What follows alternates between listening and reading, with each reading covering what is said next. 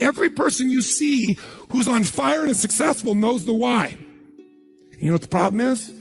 You might know the why in the beginning. You wrote a mission statement and stuff like that. You got to know why you're doing this right now. This right now.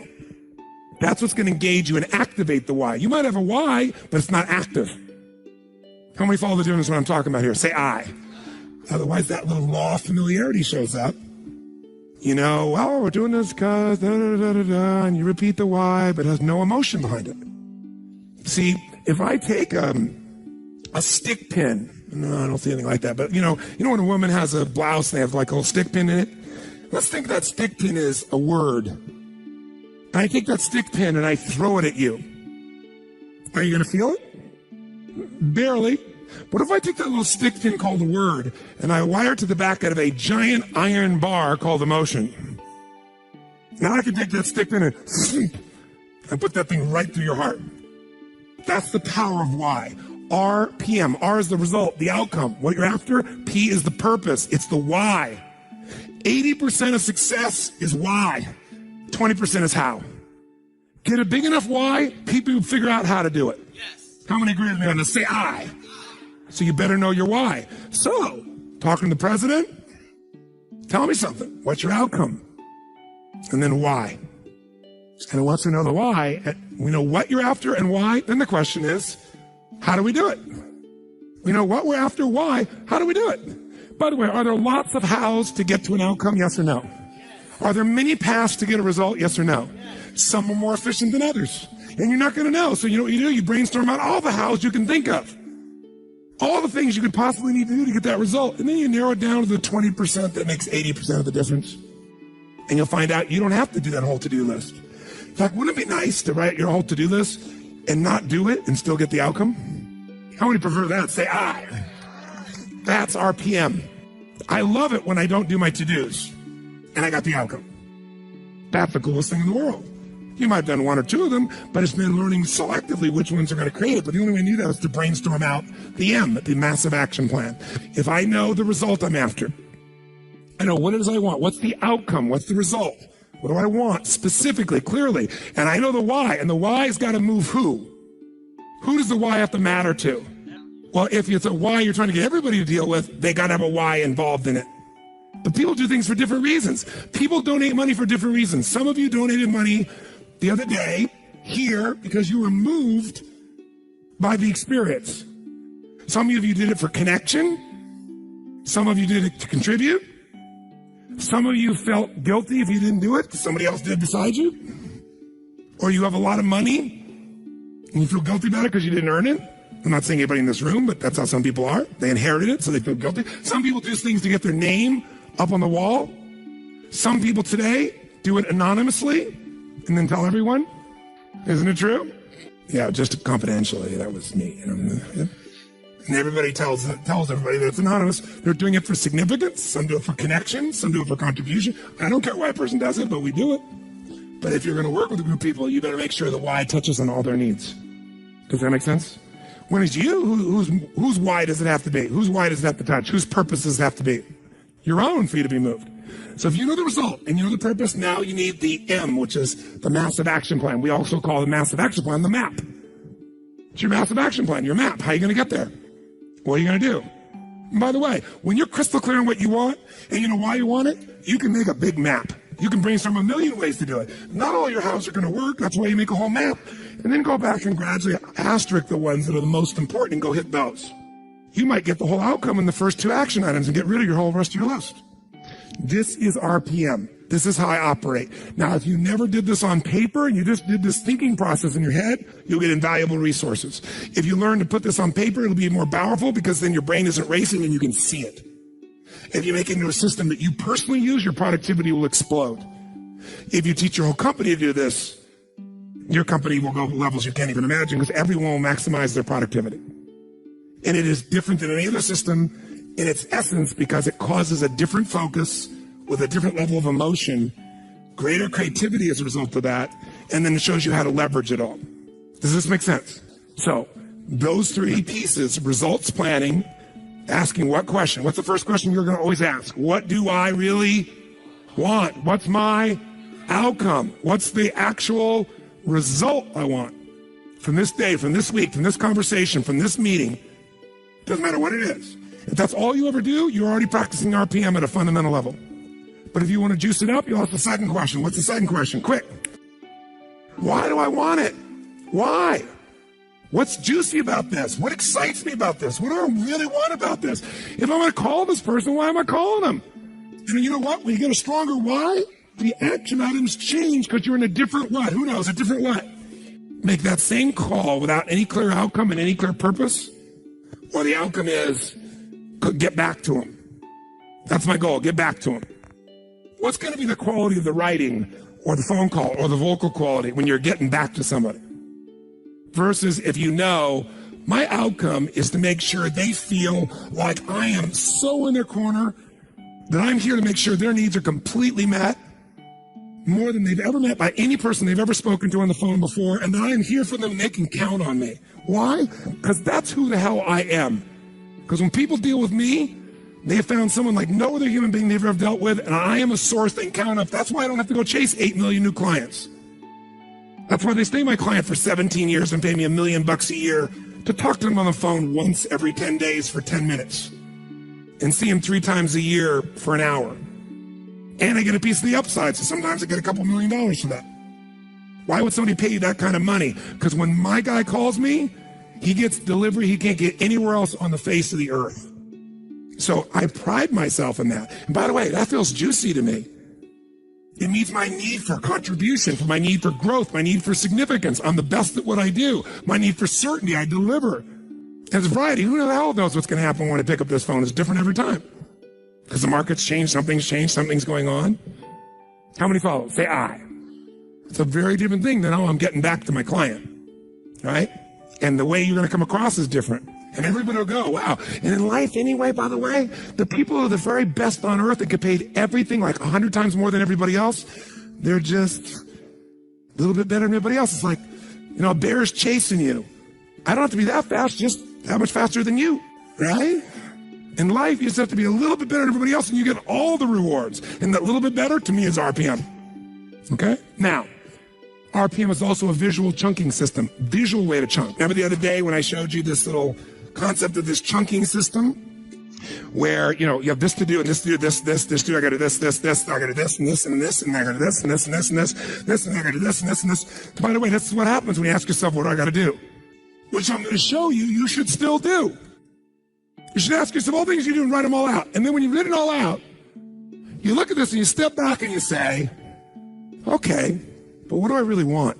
What do I want out of this project? What do I want out of this day? What do I want out of this week? What's the most important outcome I could get out of this day, this week, this project, this element? What result do I want? And you go, well, I see this and this relate to that, but you know what I want this. Oh, if I want this, then this and this and this and this and this and this and this and this all fit into that targeted outcome. How many follow? And I might go, you know what else? I also should do this and this to get that outcome. They're not even on the list.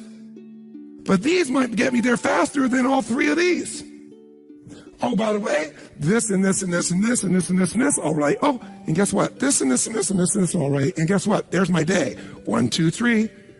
3 outcomes, 4 outcomes, 5 outcomes. It's a different world. You will get yourself completely out of reaction. You start to take control. My question to you is this. How important do you think it would be for you to master a skill set like this, for you to have the quality of life you want, quality of business you want? 0 to 10, what would be the level of importance you'd give this, my friends? How big? Where would you put it for you? Raise your hand if it's a 10 for you. Let me see your hands. Good. I'm not going to teach you today. But I'm going to teach you enough that you can take yourself to the next level. If you want to go deeper, you will. But I didn't want you to leave without the fundamentals of it, because just the fundamentals will help you to take what we've got here and take it home and go to work at it at a much more effective level. So if someone gave you a test and they asked you, what would be the fastest way for you to change your productivity? It would be stop focusing on what to and focus on your, you do nothing else but that. What does RPM stand for? The Rapid Planning Method, also known as the Results Planning Method. It also stands for the 3 questions you're going to start to ask. What's the first question? It is not, what am I going to? The first question is, what is my? And then as you get more clear than that, outcome starts broad. To make it more specific, you say, what's the specific what? Result that I'm after. What do I really want? What's my outcome? What's the result? So usually I start out with the outcome because it's broad, and the result makes you make it even more specific. Okay? Start broad, get more specific. And by the way, writing that down, you might write your outcome and scribble out and rewrite it a few times so you got something that really grabbed you. That takes more time than just writing a to-do down. But it's time well wasted if you want to think of it as wasting. And pretty quickly, by the way, you know what you're going to find out? There aren't that many outcomes you're after in life. Lots of activities, not that outcomes, and pretty soon it'll be a shortcut. Just like rewriting your handwriting, you won't just cut the time in half, it'll cut it by 2/3 because you'll know right where to go. That's what starts to happen. You start developing what I call pathways of power, where you know, this is what I do, this is how I do it, this is how I get to that result. And most people have no clue how they get there. The second P stands for, the second question I ask myself is what? What's my purpose? Why am I doing this? And there are different emotions for each of us that drive us most. Some words will completely change your state. When you have that right word, for me it's impact, for example, or love, or contribution, or making a difference, or have fun. A couple things like that change the game for me overnight versus I have to.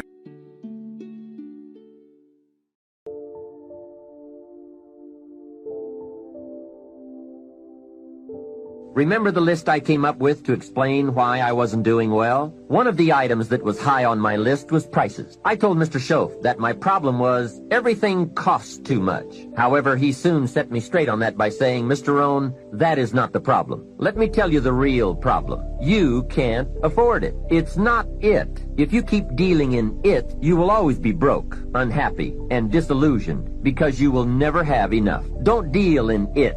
Deal in you. When I finally learned to change my thinking from it to me, I changed my whole life. What a life-changing experience to finally meet someone who doesn't hesitate to put it on you or on your tendency to indulge in blame or procrastination. That is indeed a banner day when you meet someone who has learned how to skillfully and carefully attack the same problem that has kept you from doing very well, or kept you beneath your potential, or kept you off balance as to your own self-worth. It is so easy to mistake appearances for reality, to confuse the symptom with the real cause. Along with blame comes the third negative tendency we want to eliminate: excuses. Guess how many excuses we have? 1 million. And in the course of a lifetime, we will probably use them all, unless somebody finally comes along and blows all those excuses apart to make us come face to face with the real reasons for our current dilemma. Until that time, we will probably use another 1 million excuses to prevent ourselves from having $1 million. Here's one of the major questions I'll pose to you during this program. What are you going to do starting today that will make a difference in how your life works out? Good question, right? What are you going to do? See, if you don't do something starting today that will make a difference, guess what? It's going to be the same. And you can guess what the next 5 years are going to be like. Just look at the last 5. The next 5 years will be like the last 5 unless you, Major Key, make all the changes. Now here's another key question. What can you do starting today that will make a difference? That's a good question. What can you do? What can you do with economic chaos? What can you do with massive disappointment when it's all gone wrong? What can you do when it won't work, when you've run out of money, when you don't feel well, and it's all gone sour? What can you do? Well, let me give you the broad answer first. Here's what you can do. You can do the most remarkable things, no matter what happened. Hey, people can do incredible things, unbelievable things. A man can do the most amazing things with the most impossible circumstances. A woman can do the most remarkable things with the most disastrous circumstances. Hey, I found out kids can do remarkable things. That is, if they have remarkable things to do. I also found out if they don't have remarkable things to do, there's no telling what they'll do. Now here's why humans can do remarkable things. It's because they are remarkable. They are not dogs, animals, fish, birds, amoebas. Humans are different than any other creation. When a dog starts with weeds, he winds up with weeds, and the reason is because he's a dog. But that's not true with human beings. Human beings can turn weeds into gardens. That's one of the major differences being a human versus being a dog. You can be successful Or you can sign a record deal. You can sign a basketball contract. You can get a promotion. You can open a company. Can't be great without a girl. You got to have a woman. It's just they do so many things. They do so many things we don't do. Women are amazing, man. Seriously. No, listen to me, fellas. Listen to me. For real. When you have a wife that's the right one, that's a powerful chick. She look out for you. She cover you. Where you going? I said, I'm going, sir. Look at your elbows.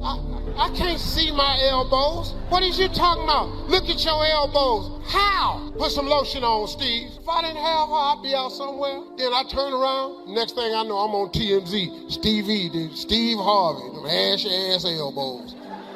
Oh, I'm sorry. Well, see, I've been up here 45 minutes. I told you. So sorry about that. Sometimes that wasn't that bad, though, was it? Yeah. Y'all done heard that. I don't mean to be disrespectful in any way. I respect your company and all that you're doing. But, but let's be real, too. This ain't church. Let's just stop. This is really a ballroom at a convention center. Y'all ain't put a cross up or nothing. Did y'all open this up with a devotion? Oh, okay. Sorry about that.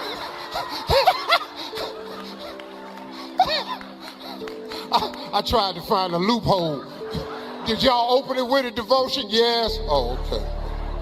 My bad. Real Christians in here. What was I getting ready to talk about? Oh, I'm going to tell y'all something really wonderful. Albert Einstein has a quote that changed my life. I'm going to give it to you because this is for everybody in this room, because it's something that we all have and you may have never understood it. Albert Einstein said, imagination is everything. It's the preview to life's coming attraction. I want you to listen to me now because this going to be my last thing. But this is so good, man. If you can get this right here, this can change it for you. Imagination is everything. It's the preview to life's coming attraction. You know what that means? That means everything you see in this world came from somebody's imagination. Everything. Somebody was talking on the phone one day and it was connected to the wall. And they was walking and they went, man, I sure wish this phone would go outside. Everybody in here got a cell phone. Somebody was sitting there going, man, woo, we ought to go up there to that moon. They go up to the moon so many times now, they don't even tell us when they're going no more. The Wright brothers said, man, I want to fly like a bird. They laughed them out the gym. I flew over here on one of them birds. Matter of fact, you can't get here unless you come on a bird. I guess they got boats that come over here, but ain't nobody finna come to Jamaica, take a week. And if all y'all left Jamaica, you'd have been on an airplane. Somebody imagine that. Imagination is everything. See, you've been thinking all this time that your imagination was just some hocus pocus. It ain't. I'm finna teach you something now. I want you to hear me on this one, because this is the most powerful thing that I can tell you today. Albert Einstein had that quote, but Albert Einstein took that quote out the Bible. Oh, man. Oh, this cold. He sends brother 1 into outer darkness, but to brother 4 and brother 10, he says, well done, good and faithful servant. Enter into the joys of thy master. I came to tell Hillsong, there's about to be a shift. Instructions, obey rules, but masters move by instinct. Abraham, take now thy son, thine only son, and offer him up. If Abraham would obey that first command without listening for that next voice, he would have slayed his son. Man shall not live by bread alone, but by every word that proceedeth out of the mouth of God.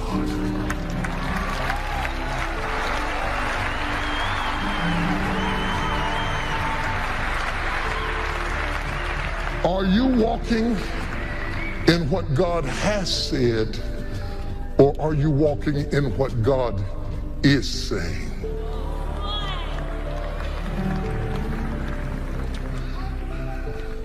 There is an instinct that causes you to bring in the harvest. There is an instinct that tells a mother when it's time to have the baby. There is an instinct that separates the good from the great. It is not their intellect. It is not what they read in the book. It is not who you know.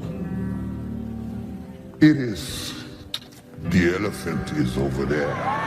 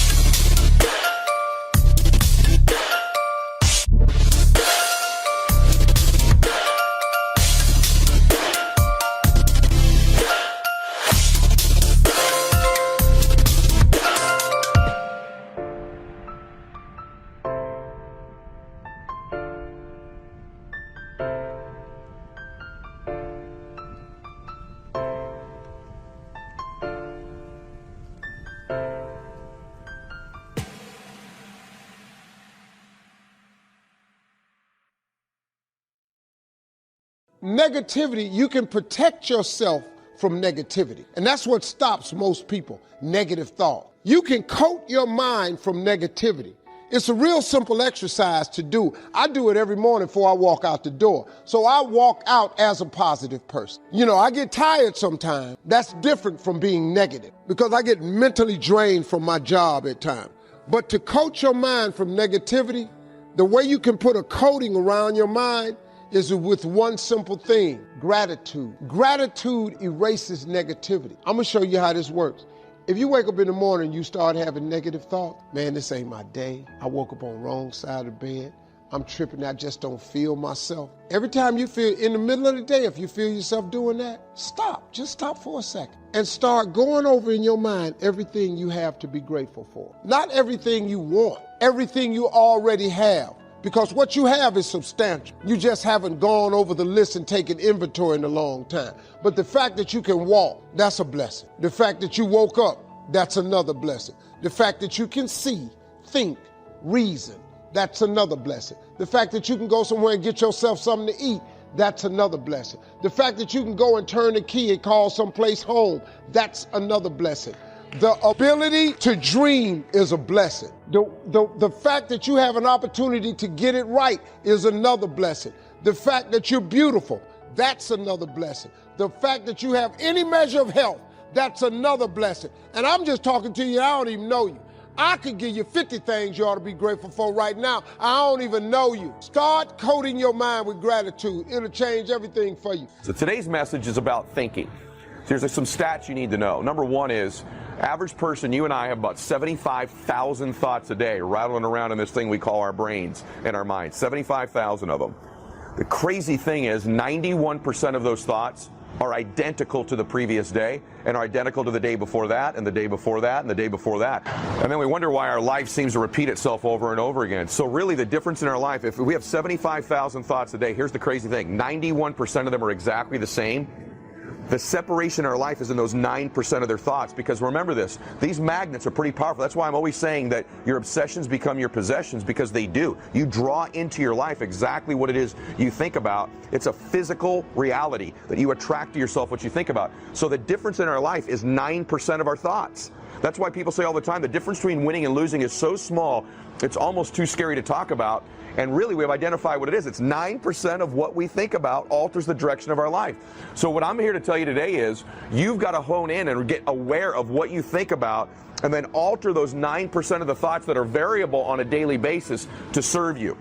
Because if you don't, these thoughts become like viruses. They're viruses in our mind. What happens in a computer when it gets a virus? It slows down. It becomes sluggish. It doesn't function at its optimal level. Same thing with our thinking. If we don't get those 9% of our thoughts to serve us, our lives go in a completely different direction. So remember this. You don't see things in your life as they are. You see things in life as you are. And so the more you alter you, the more you begin to see things differently. What's is amazing about this is we control who we are by what we think about. Think about this just for a second. Wherever you're sitting watching this, the chair that you're sitting in, if you're sitting in a chair, if you're driving in a car and you're listening to this, that seat you're in started in someone's mind as a thought, right? Every detail of it, the fabric, the cushions, the way it's structured, every single piece of that started in someone's mind as a thought and then became a reality by putting out the pieces together.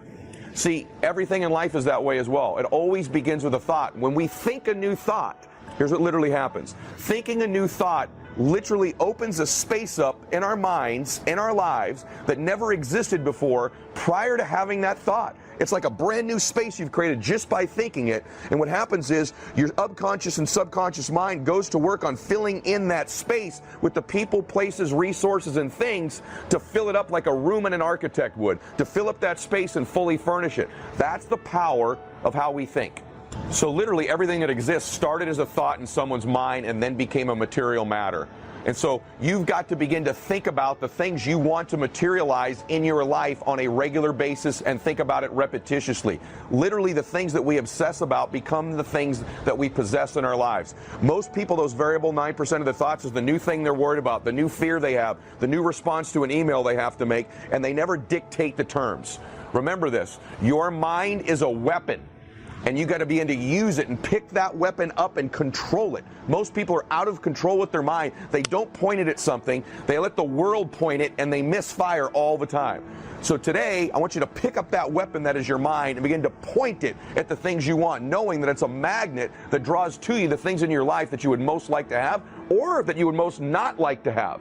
And that's where most people make the mistakes in their life. So today I want you to begin with first taking an inventory of the thoughts you have that don't serve you. And I want you to write them down. And I want you to eliminate them. Step one, write down the thoughts that don't serve you and eliminate them. How do I eliminate them? By replacement.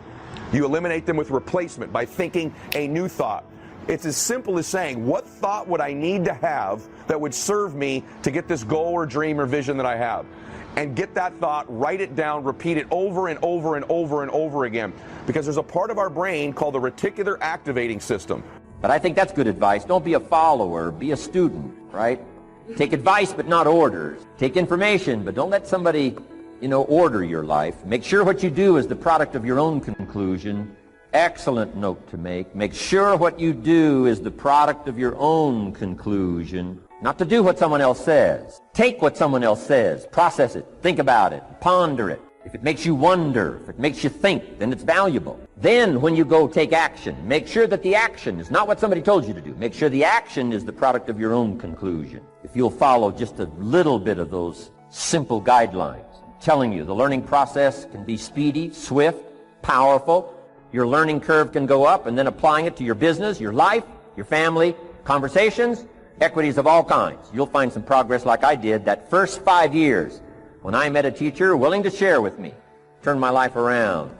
Progress I couldn't believe happened for me. Okay, let's get started. I want to review, I was here last time and we talked about the 5 major pieces to the life puzzle. And I just want to review those because it lays such a good foundation for all the rest that I want to share with you today. We got a lot of subjects to cover, so we're going to go rather swiftly, okay?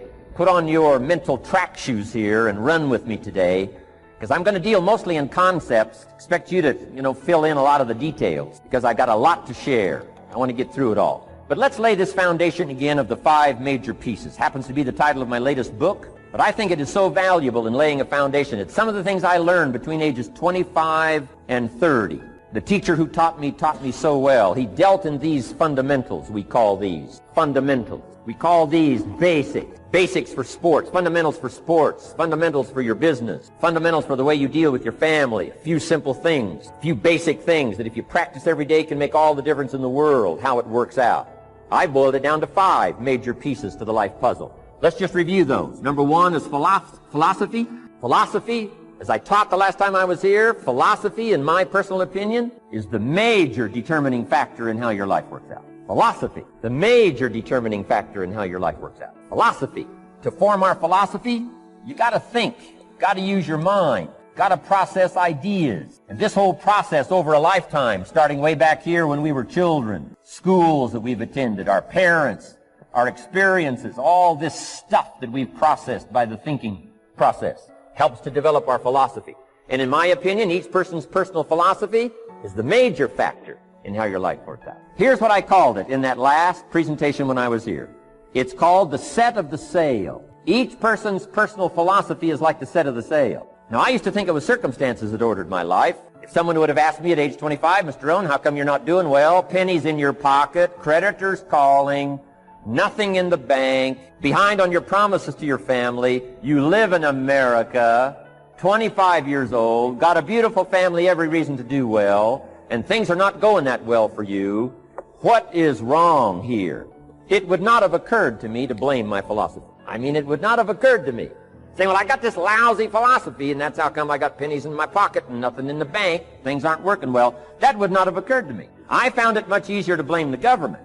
Much easier to blame the tax problem. I used to say taxes are too high. Top tax rate when I first started paying tax, 91%. Back then, when your income reached a certain level, all your income over that, 91%. So I used to say that's too high. Now, the top tax rate's about 33%. But people are still saying what? Taxes are too. See, but you can't use that anymore.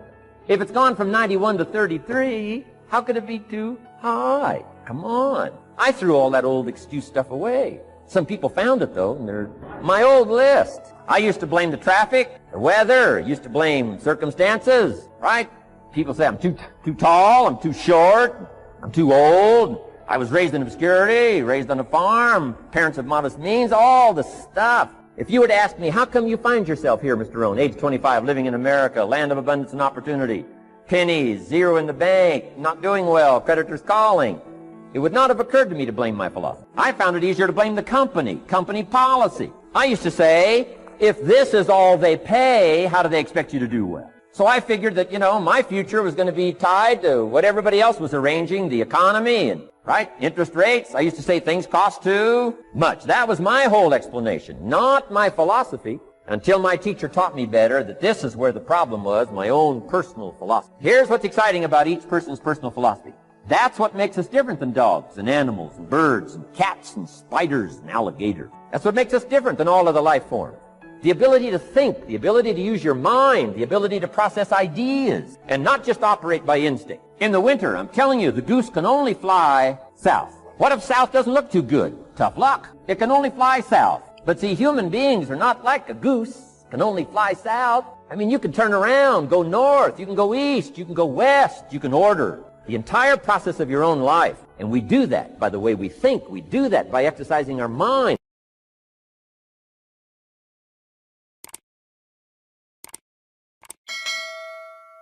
if someone put a gun to your head and said, you have to have your 100-page thesis done by next Monday, or I'll shoot you, but I don't care how terrible it is, you would sit down and write it. And the thing is, then you have it, right? Then you have something, and then you can fix it. You can iterate and fix it. That bad first draft, that's the most valuable thing. And so that's what you need. You need a bad first draft of yourself. And there's an idea that Jung developed about the trickster and the jester, the comedian, right? That the trickster is the precursor to the savior.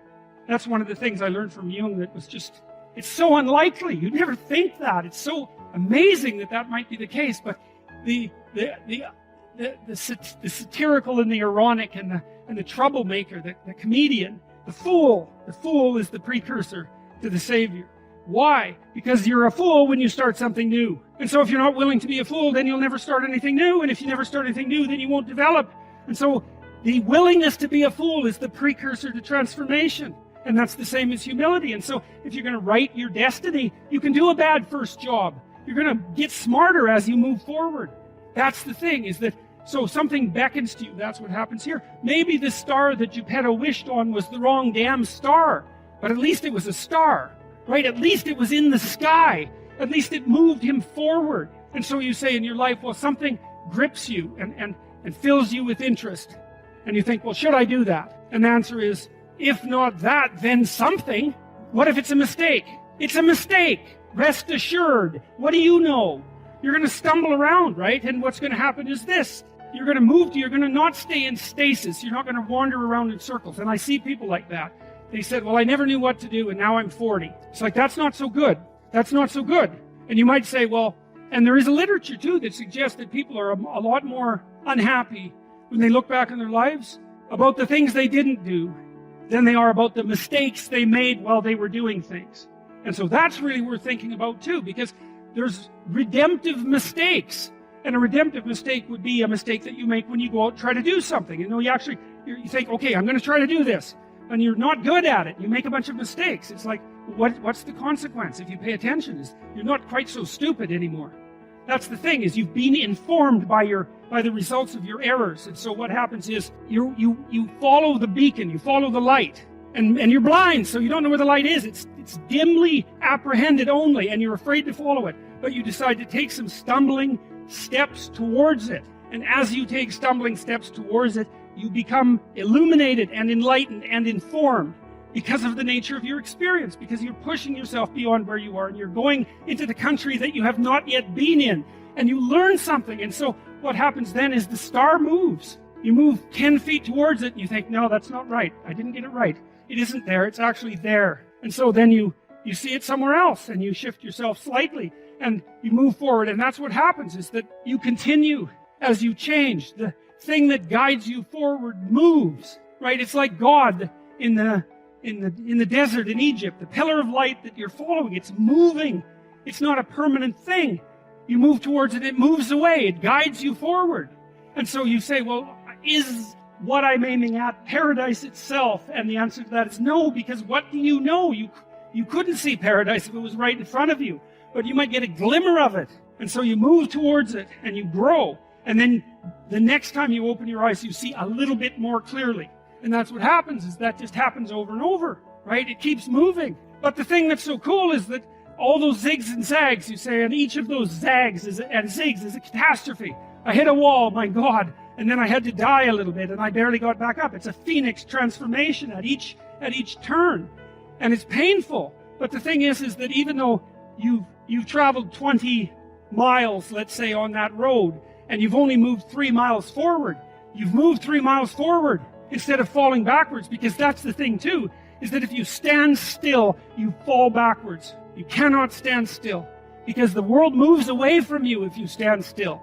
And there's no stasis, there's only backwards. And so if you're not moving forwards, then you're moving backwards. And that's more of the underlying truth of the Matthew principle. To those who have everything, more will be given. From those who have nothing, everything will be taken. It's a warning. Do not stay in one place. What burns in your heart is important for you to pay attention to, because it never goes away. That's why people wake up in a rut. See, you hate waking up because you're waking up and you don't know the reason. You're waking up and you don't have no design in mind.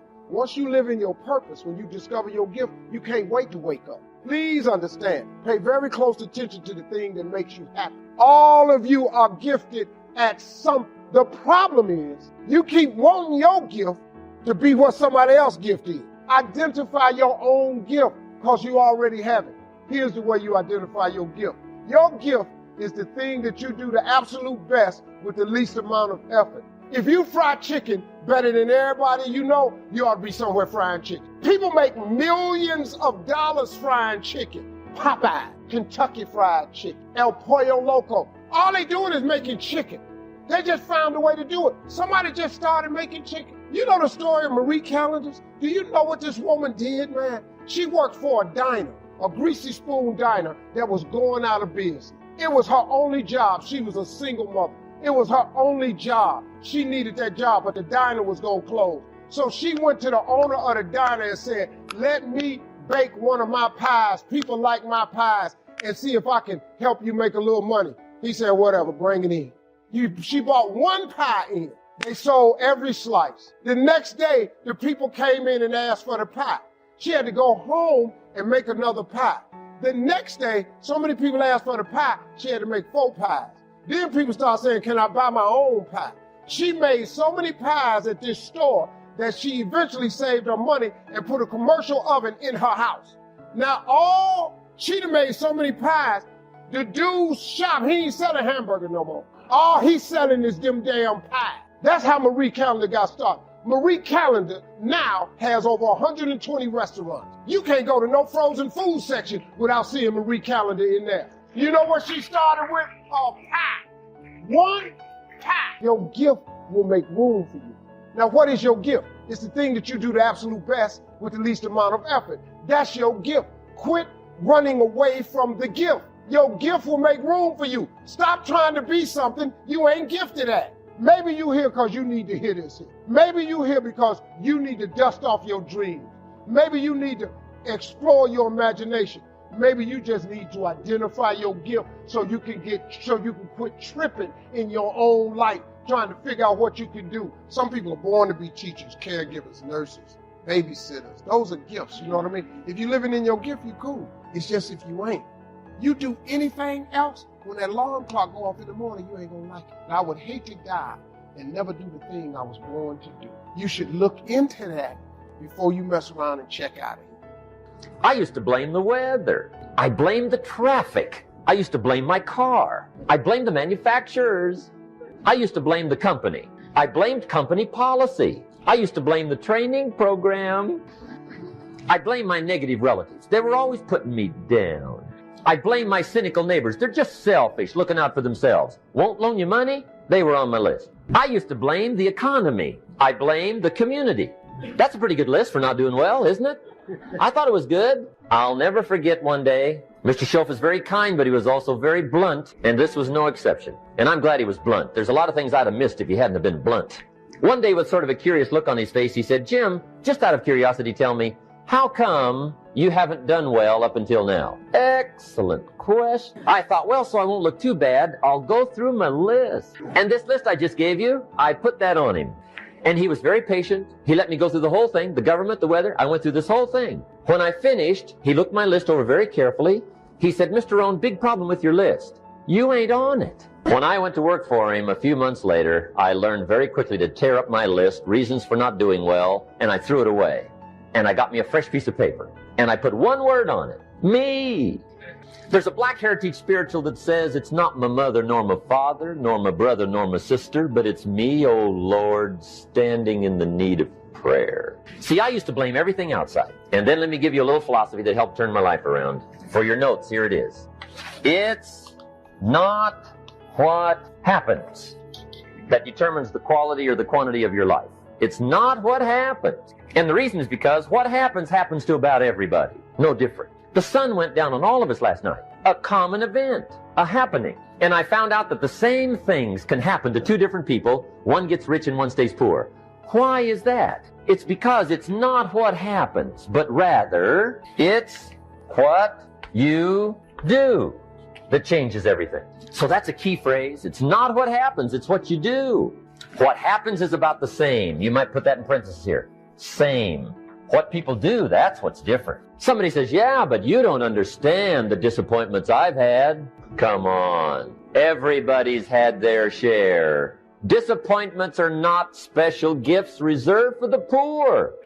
Everybody has them. The difference is what you do about it. It's not the weather. I used to blame the weather, and I discovered it rains on the rich.